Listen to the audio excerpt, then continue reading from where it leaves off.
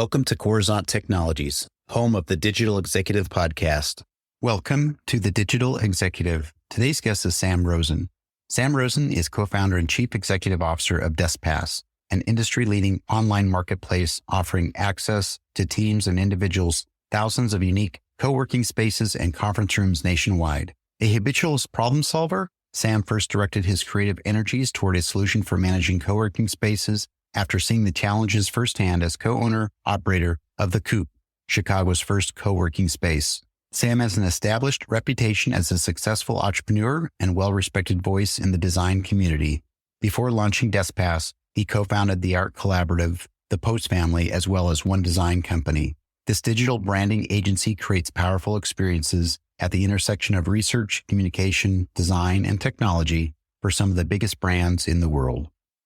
Well, good afternoon, Sam. Welcome to the show. Thanks for having me. Great to be here. Awesome. Sam, I appreciate it. Staying in the same time zone today. I traverse the globe, as my audience is probably tired of hearing me say, but great that you're in the time zone, hailing out of the great city of Chicago, and I'm down here in Kansas City, so I'm glad you're on the podcast. And Sam, let's jump into your first question here. You started your career as a co-owner and operator of the Coop, Chicago's first co-working space. And is that Coop or co-op? I'm sorry. It's the Coop. You got it right. It was named after, I was in an old chicken coop processing plant. So we thought the name was a funny one. Yeah, no, that's great. Awesome. Well, maybe you can share some of the initial challenges you faced in the co-working industry and how they shaped your vision for DeskPass. Yeah, absolutely. So, being one of the first operators of co-working spaces in the whole world, the world has changed quite a bit since then. But when we opened, I came across co-working because of my girlfriend was in New York. And I was very early onto this concept and looked to see in Chicago to see, hey, who's doing this co-working thing? There were about 300 co-working spaces in the whole world, and there were none in Chicago. So at the time I was running a digital branding agency, and my partner and I decided, hey, let's give this a shot and see if we could open up a space in Chicago. And, back then it was actually, I think, much easier to open and fill up a space than it was today, because there was a pent up demand of just a select group of people who had heard of this concept of co-working, thought it was a really interesting concept, and were interested in finding it in Chicago. So when we opened, we reached out to, it was actually a co-working wiki at the time. That was really the only way to find these spaces. And most people had no idea what co-working was. So when we opened our space, we really had a passive audience of folks that were really interested in this space. And it was quite easy to fill it up initially. It's changed a lot today. Now there's a good 30, 40,000 co-working spaces. So I actually think opening a space back in the day was an easier prospect than it is, being a new operator, opening a space today. Well, you're one of the pioneers, as I would say. I certainly love that story. It certainly would resonate with a lot of folks in our audience, especially those that are utilizing that co-working space today. So appreciate that, really do.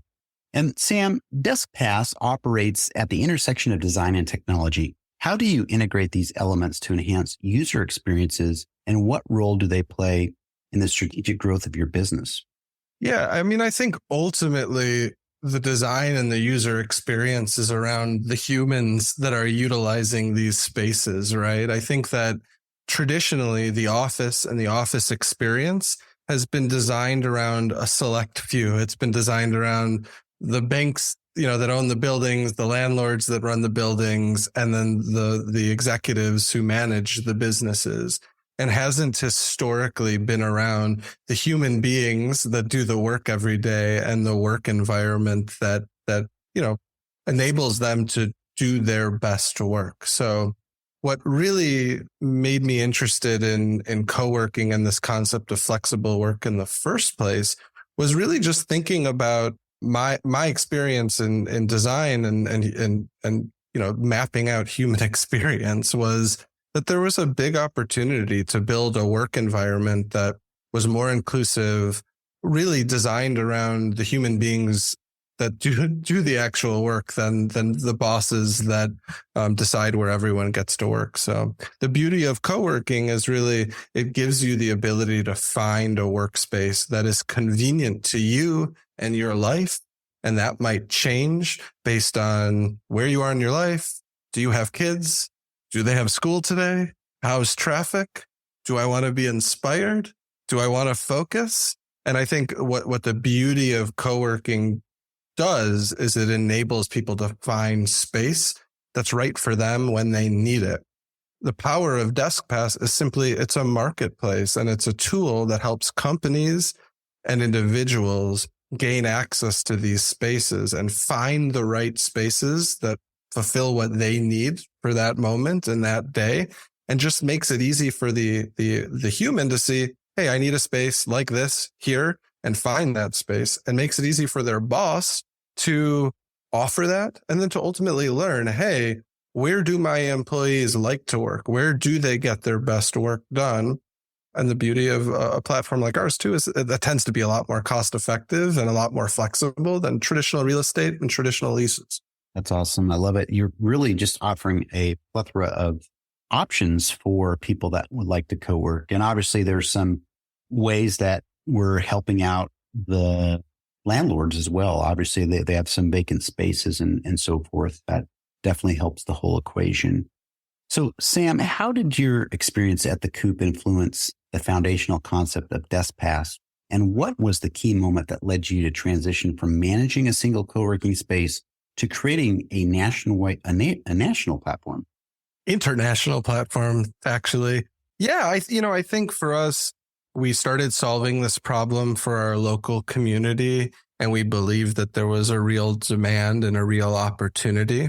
As the world got wise to these spaces, the equation changed. So just naturally, because we owned a design and technology shop, as we ran a space, we started to build tools to make it easy for landlords and for co-working operators to manage their space, market their space, pay for their space, build community within that space. And as more and more independent co-working and flexible workspace operators started to pop up all over the world, we started to realize, and our aha moment was, there's a bigger opportunity in helping these operators fill their spaces with customers and help those customers find the space that gets their best work done, rather than just building software to manage a space. And also, the opportunity to build a platform that's a global platform. I mean, today we're in over 200 cities and nearly 20 countries.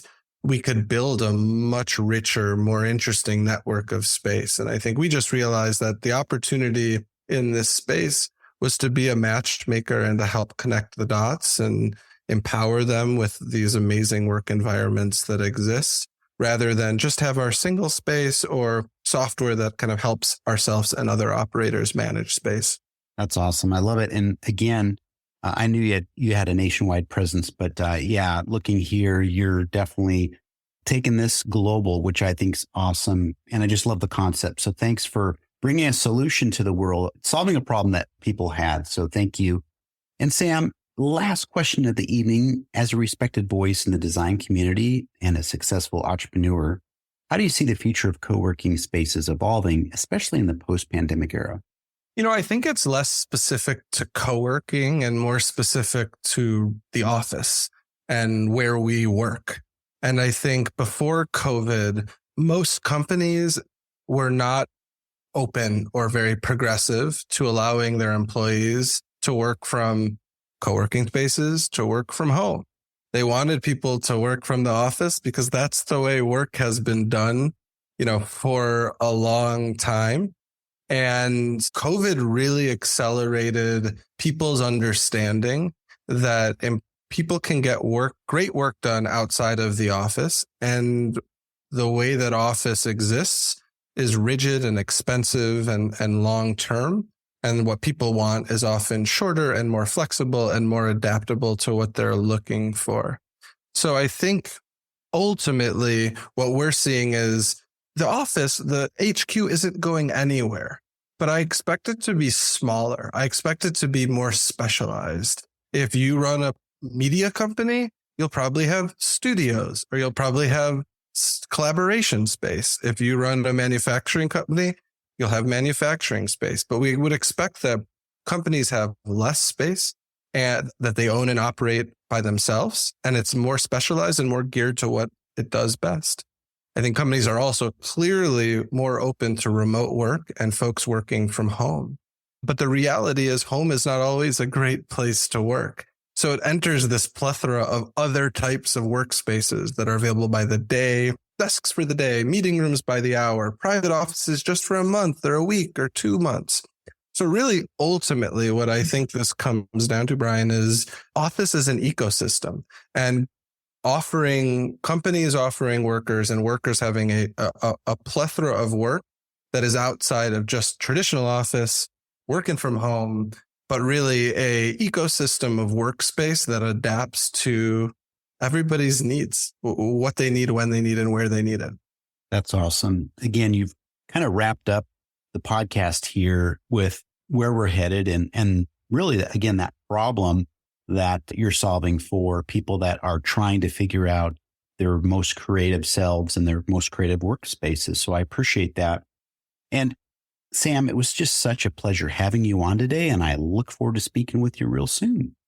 Oh, appreciate the opportunity to chat, and thanks for having me. Bye for now.